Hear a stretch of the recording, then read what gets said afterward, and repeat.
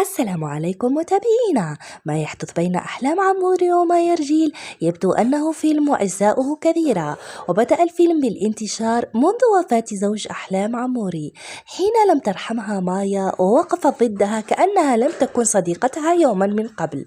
وبعد توعد أحلام بالعودة للجزائر والانتقام قامت مايا بطلب الصلح، إلا أن الأخيرة رفضت ذلك، فعادت مايا من جديد بالشتم فيها ونشر أعراضها. من الأخير يا تقبلي صلحي يا نطيح لك، ولكن أحلام ظلت مصرة على رفضها لأن وجعها كان كبير، ووعدت محبيها بالعودة للجزائر والانتقام. وها قد حان الأوان، وظهرت في برنامج تلفزيوني وكشفت كل مستور عن مايا رجيل وفضحتها وفضحت أكاذيبها كذلك.